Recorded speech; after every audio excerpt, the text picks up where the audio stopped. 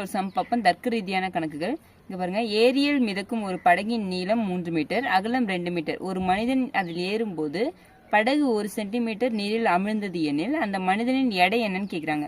இங்க பாருங்க, நீளம் 3 மீட்டரா, அகலம் 2 மீட்டர் சொல்லியிருக்காங்களா. அதில் ஆழம் எவ்வளோ போயிருக்கு, 1 சென்டிமீட்டர்னு சொல்கிறாங்க. 1 சென்டிமீட்டர் நம்ம மீட்டராக கன்வெர்ட் பண்ணிக்கலாம். 1 centimetre is equal to 1 meter is equal to 100 centimeter. So 0.01 மீட்டர்னு வருமா. அப்போ எடை கேட்குறாங்களா, எடையை நம்ம வேல்யூம்னு எடுத்துப்போம்.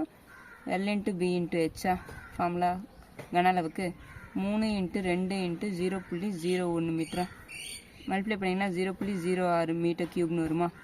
1 metre cube is equal to 1000 kilogram. So இதில் கிலோகிராமாக இதை நீங்கள் மல்டிப்ளை பண்ணிங்கன்னா 06 into 1000 ஆகும். அப்போ 60 கிலோகிராம் தான் அவரோட எடை. ஆப்ஷன் பி தான் ஆன்சர்.